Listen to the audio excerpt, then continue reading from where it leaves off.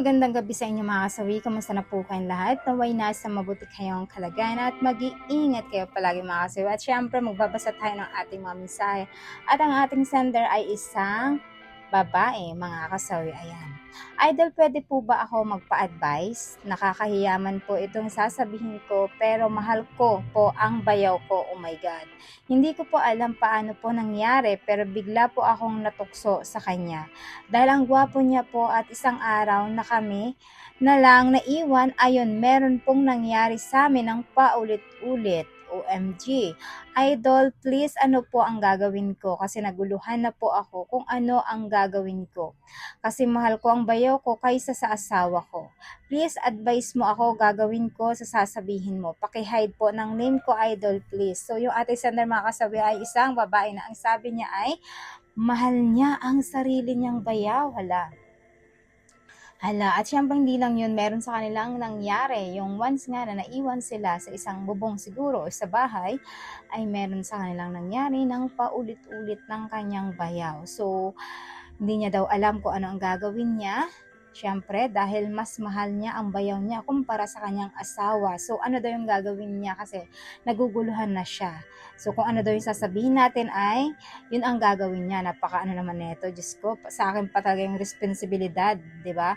Parang responsibilidad ko pa talaga to. Kung ano sasabihin ko, yun ang gagawin mo. So, natawa ako dun na. So, syempre, magbibigay tayo dito ng ating suggestion or advice mga kasawi sa ating sender. Para sa akin, makinig ka ng mabuti. Pakinggan mo to ng mabuti. Ayan, para po sa akin.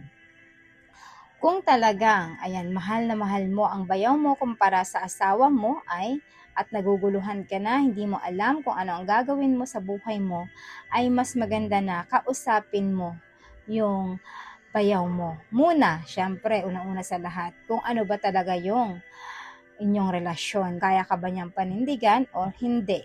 Tandaan mo yan.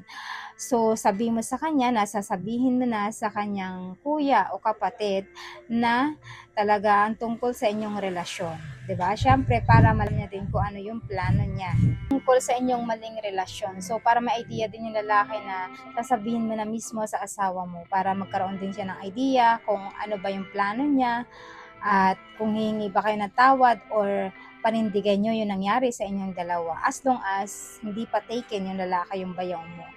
Kung ano yung magiging pasya ng bayaw mo, so ibig sabihin, pakinggan mo siya, tapos sabihin mo din sa kanya ano yung desisyon mo na sasabihin na rin dun sa asawa mo.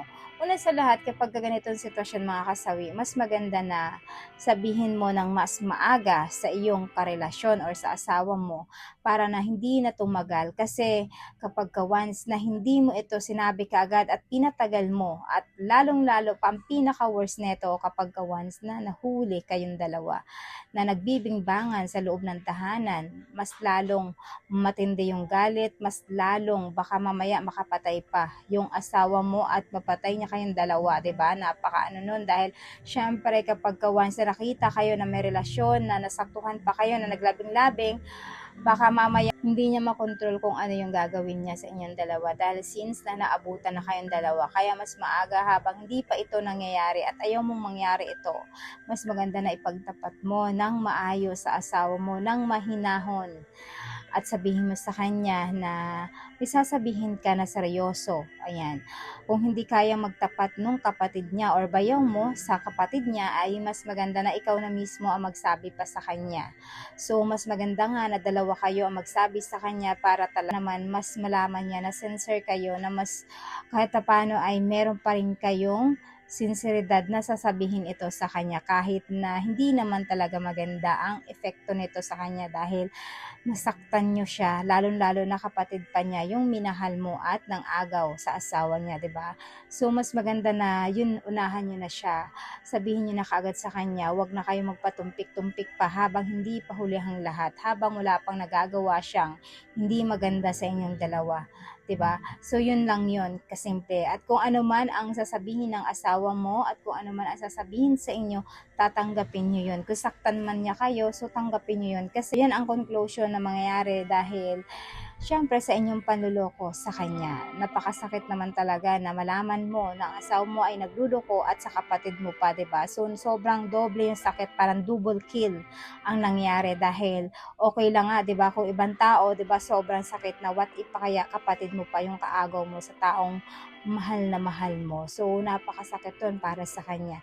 So ngayon pa lang sabihin mo na sa kanya kung ano man yung sasabihin niya sa'yo, tanggapin mo. Kahit saktan ka pa niya, tanggapin mo. Dahil ginawa mo yan, mangyayari talaga yan. Habang hindi pa huli ang lahat, pwede mo nang sabihin habang wala pang nabubuking at hindi pa kayo nabubuking ng bayaw mo, mga kasawi. Sabihin mo na sa kanya kasi nga hindi maganda. Dapat pinag-isipan nyo ng mabuti kasi nga hindi maganda at kaaya-aya talaga. Sobra. Parang nakakababoy kasi ito kapag ganito talaga yung nangyayari sa inyo, mga kasawi. So, yun lang po yun, mga kasawi, yung aking advice. Maraming salamat po sa patuloy na pagsuporta niyo sa akin, sa walang sawang pag-share at pag-comment. Sa mga hindi pa po nakapag-subscribe, mga kasawi, pwede kayo mag-subscribe, pwede na kayo mag-follow para updated kayo sa topic ko araw-araw. Magandang gabi.